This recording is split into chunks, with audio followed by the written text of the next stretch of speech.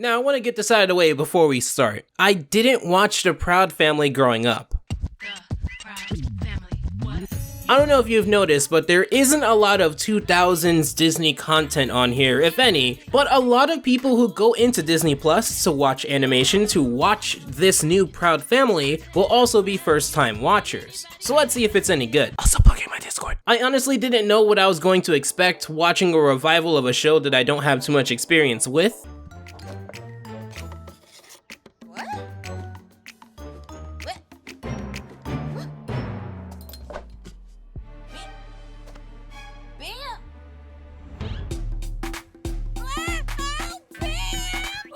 But it definitely wasn't this. And I didn't mention this in my We Baby Bears review, but this is the second revival I've watched this year that has a character shaking their butt. I remember when Painbow did it and everyone unified and was like, we don't want this. I know Teen Titans Go did as well. I guess we've decided that this is just fine. However, it represents a starting point for the main character, Penny Proud's transformation into becoming a teenager. She's getting bigger, she's getting older, and her mindset on a lot of things are changing. Like many other revivals, they replaced the theme song with a newer version of it. And one thing I do remember about the original show was the theme song being done by Destiny's Child, a very popular group back in the day, especially amongst the Black community. And I think that was an incredible touch. Major shout out to Joyce Rice, who, if I am to be honest, had to search up to see if she was a recording artist as well. I'm not too crazy about this rendition, but it got the job done. And speaking of getting the job done, wobble baby, wobble baby, wobble baby, wobble. Ooh, vote for Wizard Kelly for mayor and everybody gets a stimulus check. You'll be wobbling all the way to the backyard. Wobble baby. I hate that idiot. You better not vote for him, Mr. Chip.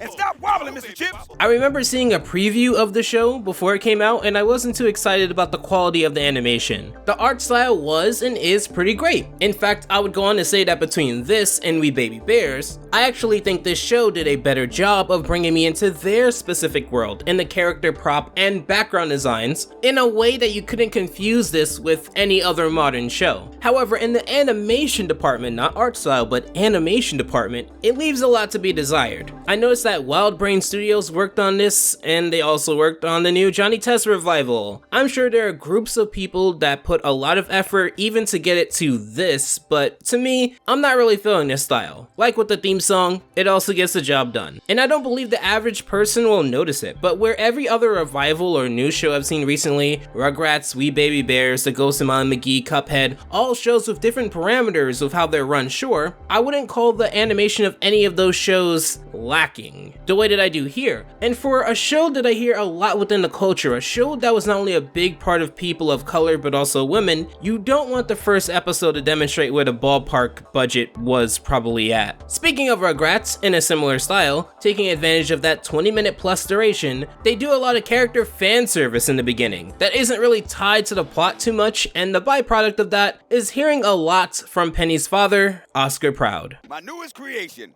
Proud Diet Gummy Yummies. They stick to your teeth and not to your tummy. I'm finally gonna be richer than the wizard. Of course you're gonna get a raise. Stupid organ grinder, you be the first one I fire. So let's talk about inclusion. When I say inclusion, I don't mean representation. Representation in media generally refers to the description or portrayal of someone or something in a particular way or as of being a certain nature, generally focusing on things such as quantity, quality, and importance within the show. Not talking about that. When I say inclusion, I'm referring to the amount of time a character spends per episode or per show. A great show that had a lot of great recurring characters was Gumball. I know I say this all the time, but I believe in it. In Miss Simeon's class alone, if you watch the show, you were self-aware of Penny, Masami, Jamie, Anton, Bobbert, Idaho, Tina, Carrie, Terry, Tobias, Molly, Banana Joe, Sussy, Leslie, Sarah, Hector, Juke, Ocho, Carmen, Clayton. I think you get the point. Their inclusion within the show is spread amongst a large variety of episodes that it never feels like you're getting lost in a sea of characters that you can't remember. Each of those characters have a prominent episode that features them, among even more for certain characters like Penny, Carrie, and Sarah. The key is to not use all of the characters at once in one episode, because each need their time to shine. Using all at once means that less time is allotted to each character, and it leads into very little development, if at all, even to a point where you'd question why they're even there in the first place, because their scenes will come across as dull.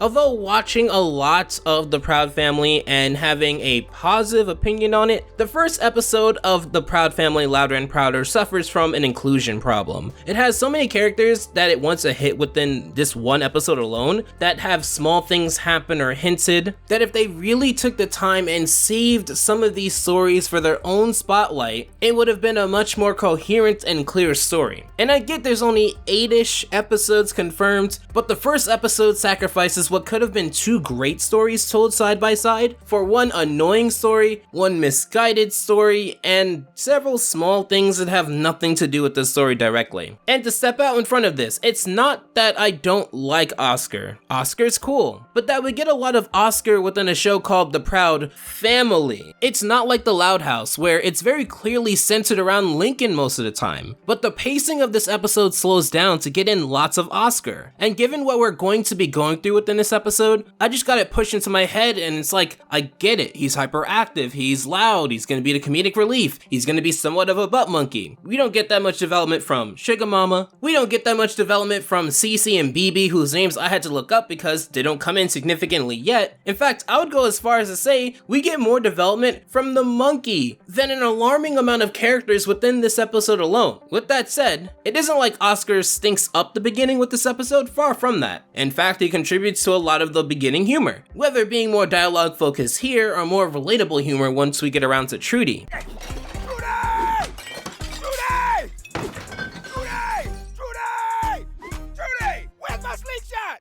Did you look under the sink? Of course I look, woman. You always moving stuff.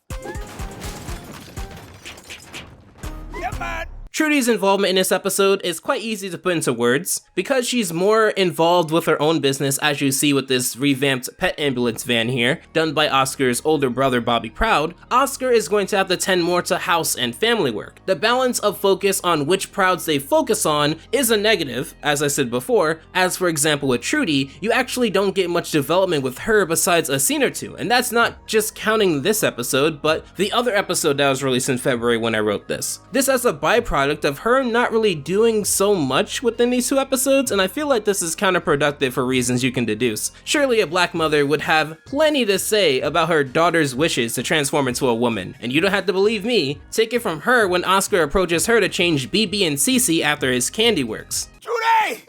What now, Oscar? Come change your heathen children.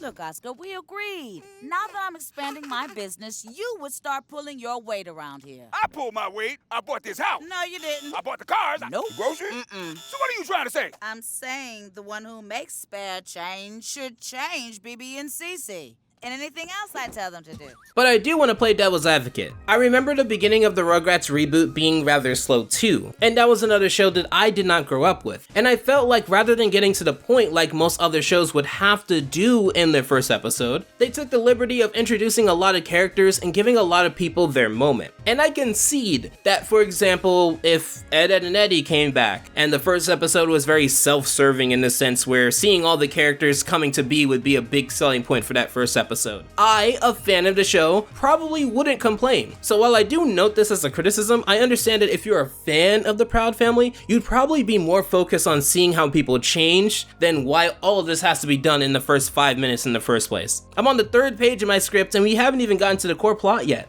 Petey! Morning, family. Cooking a goose fat. And that's just what I do. And that's just how we do it. Yeah, that's just how we do it.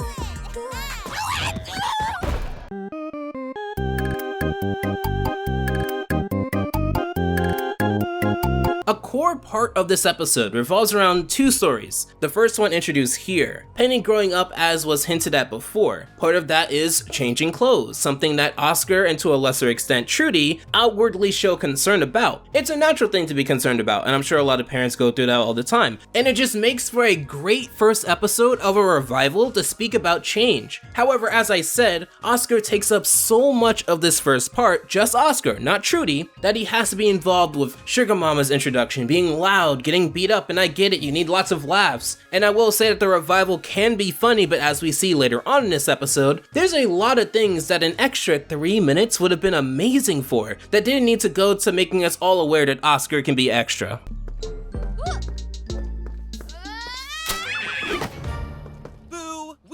take you shopping for some new Wismar wedges because what are those? Now, with all of that criticism packing the first part of this video, I actually want to come to the defense of something that happens a lot within the Proud Family and something that I telegraph a lot of people saying about this show. I have no problem with memes and very recent sort of references being included within animation, even if animation takes a bit of time and said memes would probably be out of the loop. In fact, for some shows, it thrives off of it and doesn't have to reduce the amount of slang it borrows for the episode. Now, I don't use too much slang, but I believe that the characters in this show would. They would know the trends, they would know the memes, they would know what's going on in the culture. This character is believable, and some people may throw around the "this is going to sound dated" criticism liberally, but I don't think that applies here. I think shows like The Proud Family are made to be like a time capsule, and actually really don't mind that they use a lot of slang that's tied to this period because it doesn't come at the expense of good characters, good jokes, and a good story. But more on that good story later. Let's put an asterisk on that. There's absolutely nothing wrong with having something tied down to a time period. Whether it's the music video countdown shows of the early 2000s, or going back to playing games on a previous generation consoles, or watching a movie that reflects on the time period of a decade that is past. I think all of that is great, even if it's tied to a time period. The dated criticism should be used for when a show is bad because it sacrifices its story's character and charm and tries to supplement that with the trends and memes of that time period. So contrast this with, for example, Fairly OddParents Season 10.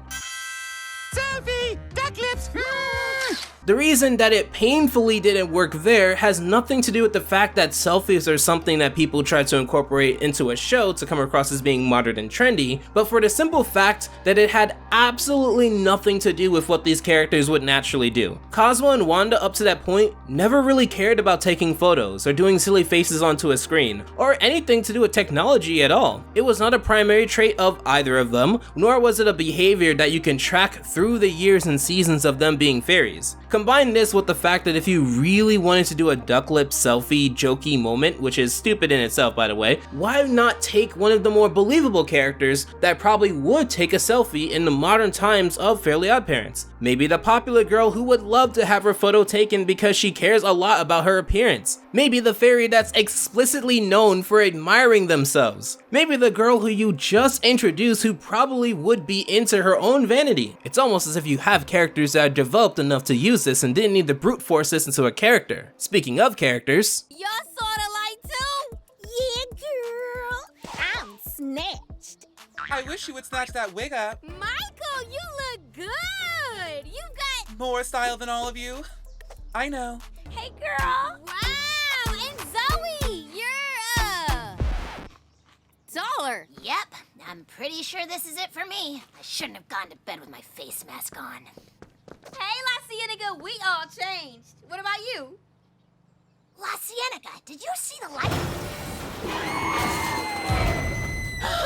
we meet Dejanay, Michael, Zoe, and La Cienega, the 4 characters that make up the friend group so far. Keyword, so far. I like them. Dejanay is loud, hyperactive, and the impulsive best friend that you have to wrangle in sometimes, but you know that they mean well. Michael, who is gender non-conforming, which is really cool, is super confident, fashionable, and very collected. Zoe doesn't get too much in this episode, but was really good at being a supporting character and is a neat contrast and just kind of like this quiet person in the group. La Cienega, while having somewhat of a vendetta against Penny, and I'll kind of get into that when I talk about another episode of The Proud Family, she has a subplot of fixing her face. Remember that. They really front load a lot of characters within this 28-minute episode, and it's not a special, by the way. So far, every episode is like 28 minutes or so this was a deliberate choice. We also meet the Gross Sisters, who I assume to be the rival bully sort of group within the show. They're quite intimidating, but I didn't need them to sing a rap song, and yes, I do mean sing a rap song. I know it sounds like rapping, and if the 3 record labels weren't on the lookout to claim someone's entire video for 5 seconds worth of a song, I would show you some prominent rapping today, but I guess you're just gonna have to say my panda word for it. Hold up, Dejanay. We heard you was in charge of booking the school dance. Hey, I think y'all did y'all thing and all,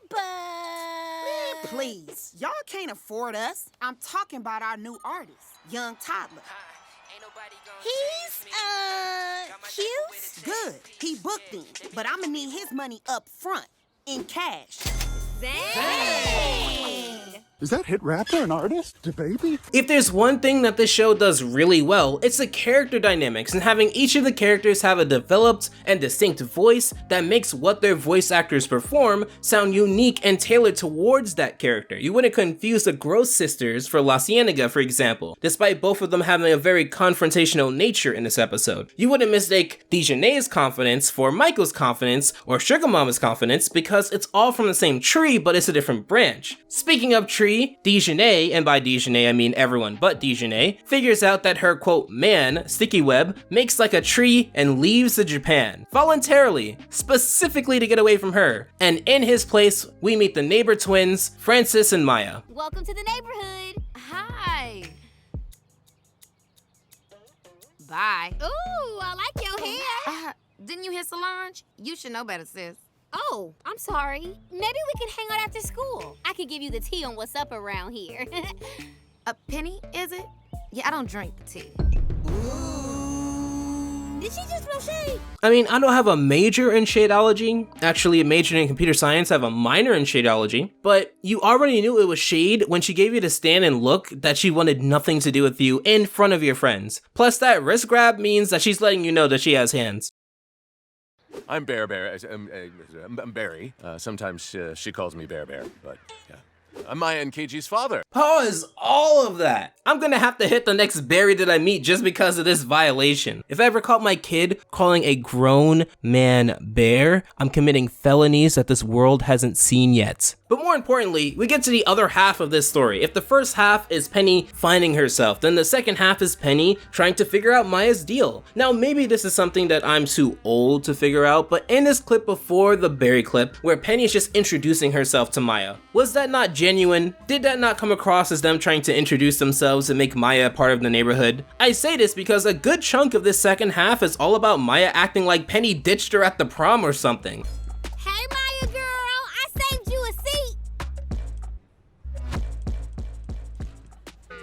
When watching this the first time, I thought the moral was going to be something like, not everyone has to like you and that's okay. You can't force everyone to like you. People don't need a valid reason to like or dislike you sometimes. Because if that was the moral, then this entire part is completely written perfectly. You know, I'm introverted, I don't really like forwardness too much, so I would imagine in a school setting, if someone like Penny did something like this to me, I probably wouldn't feel the most comfortable sitting next to her. However, I wouldn't dislike Penny for the gesture. But no, that's not how this is written, that's not the moral here. Apparently Penny did something to Maya, where Maya was able to read that she's surface level, when to be honest, some people are just gonna be more outward with their appreciation of their appearance than others. But getting past that, we get around to her brother. And from this point on, I'm gonna refer to him as his nickname. A boogie with a hood, I mean, KG. KG, totally KG. Hey, Maya, it's your girl. Thanks, Miss Hightower, but I know what everything is. Bye. And everything within this is wrapped in this package where I would believe that if she was just antisocial, that'd be cool. But as we learn later on, this isn't the case. Speaking of cool, Oscar decides that Penny needs to wear something within the Armed Forces Department that will basically give her the vibes that she won't be having kids anytime soon. His words, not mine. And I get that this is a natural thing to happen within families, but I'm not gonna lie. If this wasn't the Proud family, I'm sure the way that they're setting up this story would be by the numbers boring. That you wouldn't have cared enough to sit through the 28 minutes to see where this goes. This only works because we're talking about a reboot that's connected to a show that people like. That is my speculation. There are so many more interesting pieces in this one episode alone that doesn't get developed. Like the fact that Michael is also here because of their dad. I'm way more interested in that story than everyone in the family disapproving of Oscar's tactics until they talk. It'll be this cat and mouse game because at least with Michael's story, there's an implication that he needs to look more conventional. Speaking of Michael, he rips La Cienega's face off with wax, and they leave her like that. I'm beginning to understand why she's always a little bit angry, but to get to someone I don't understand. Every school I've been to, there's always a group just like you.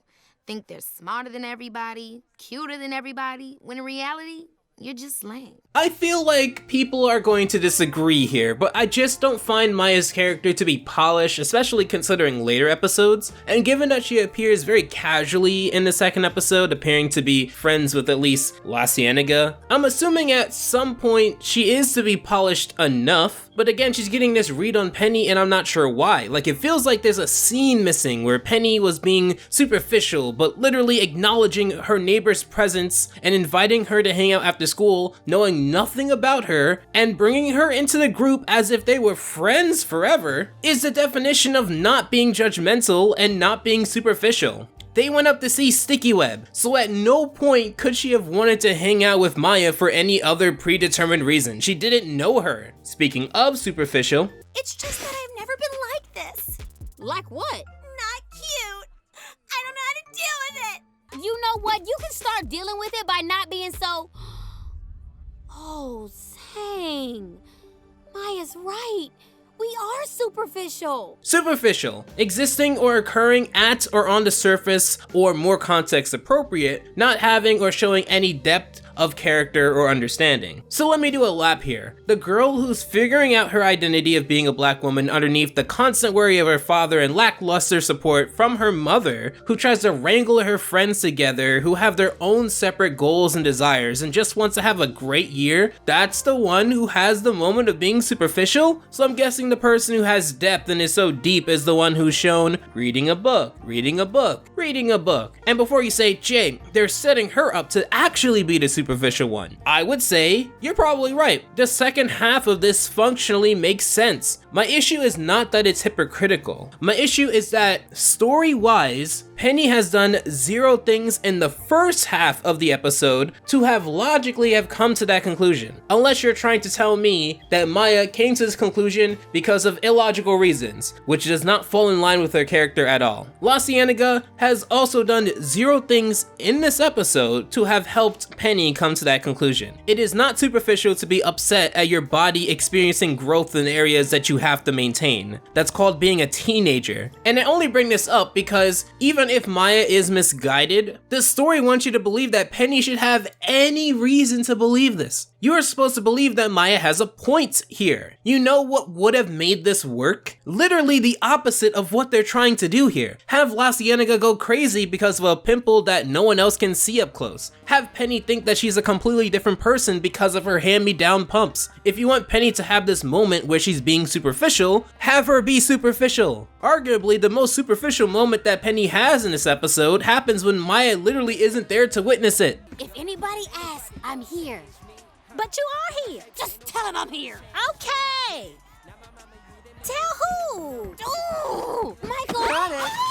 Outside of all the story things, Michael and Dejanay are some of my favorite characters so far, I'm not gonna lie. Michael the most though. And I'll get to that when I cover another episode in the future. And I'm saying all this to say that I do not hate Maya. In fact, I don't hate any of the characters. Oscar being overexposed in this episode doesn't make me dislike Oscar, it makes me dislike the story. Maya and Penny being mismatched doesn't make me dislike Penny and Maya, it makes me dislike the story. The baby getting a whole verse off to pad out this episode doesn't make me dislike the Gross sisters, it makes me dislike the story. It should be noted that Oscar thinks Penny went to the dance with her military outfit on, and La Cienega got her face waxed the right way, to which the former is just such a thin A-plot, and the latter is something that supposedly only fake basic people care about. All of you who shave, wax your face, maybe you don't want a mustache to any of the women out there. Apparently that's totally superficial. Come on. Isn't the zoo closed? Yeah, so you don't need a ticket. Wait, I thought we were protesting for the panda.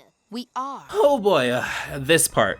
Alright, so misunderstanding plots are very essential because it demonstrates that two people can have the perspective of being right or good because of the information that they have, even if it conflicts with another. I also think it sets up Maya to be a good antagonist to think that this way of protesting is the most efficient, being very radical, almost a vigilante in a night. Now, what was all of this about? Penny wants to be liked by everyone, and apparently that is what makes her superficial, even though her actions have only proved her to have the most depth, giving up the dance to show someone that they just met that they do care and want to get to know them. To those who would say that she's only doing it to be liked, she literally asked Maya to hang out when they met with no reason to do that whatsoever beyond wanting to get to know Maya. They could have ignored her. They could have waited for Maya to introduce herself to them later at school. They could have determined that Maya was lacking in some appearance trait. They did not do any of that. They accepted her for her. Wanting everyone to like you is not superficial, especially if you have proven to sacrifice things for people that you didn't necessarily need to do. Speaking of sacrifice, Penny goes against her conscience and decides to break into the panda exhibit.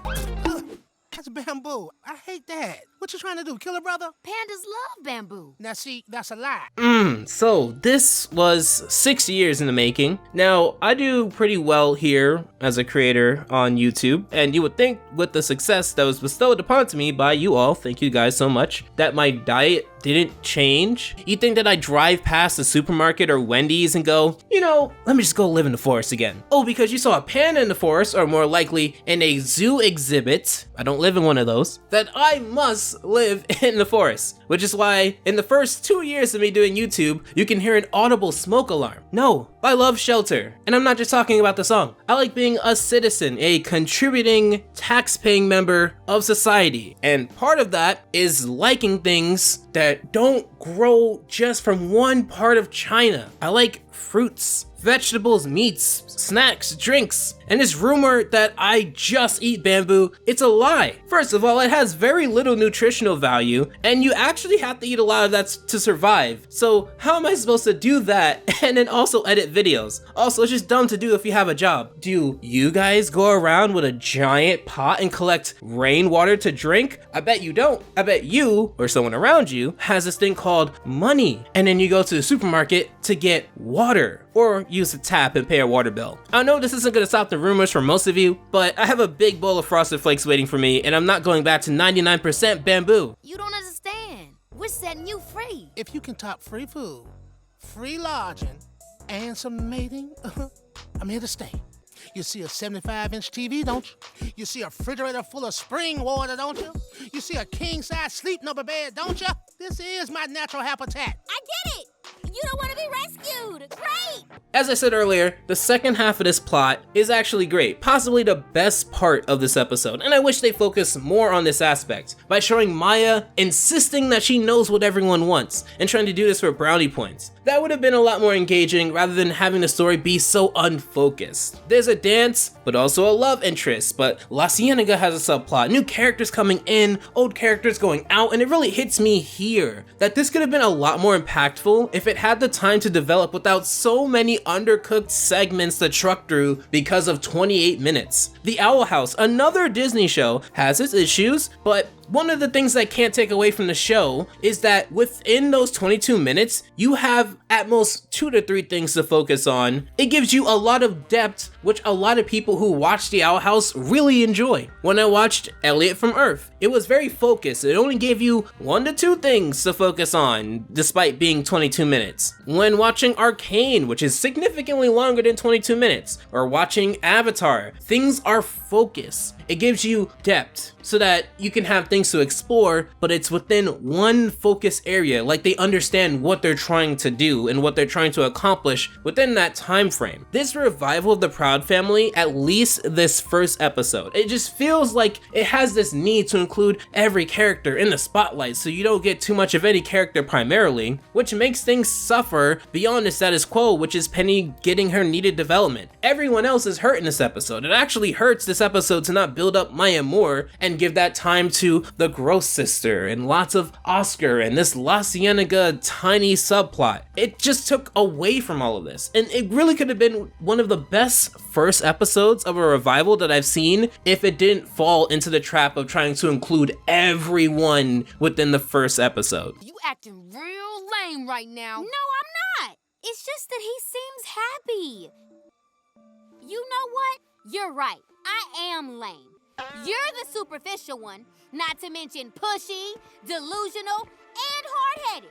The bear just told you he's happy, but you won't hear it. Even with all that said, that doesn't really take away from this speech, which is actually really good. I know the show wants to be comedic, and it even had its comedic moments around this speech. I'd say that these few scenes here really makes the Proud Family Louder and Prouder have potential. And once again, I really cannot wait to talk about another episode down the line that honestly eclipses what this episode was trying to do in so many ways. Imagine if Maya was a stronger character though, if her scenes actually had a point to Penny being superficial. Hell, you could do a whole Disney musical moment here. It could have worked. If you wanted to do a song with the Gross Sisters, you definitely could have done a song here and it worked. It makes me frustrated because I understand what they wanted to achieve here, and I want to like this first episode because when I was watching it, a lot of people really enjoyed the original Proud Family. I wanted to give it a chance because I want to give everything that's new that chance. And I'm sorry, but this first episode doesn't really do that for me. Wrapping things up, we wrap up the A-plot with Oscar finding out about Penny sneaking out in a dress and finally speaking up to her father.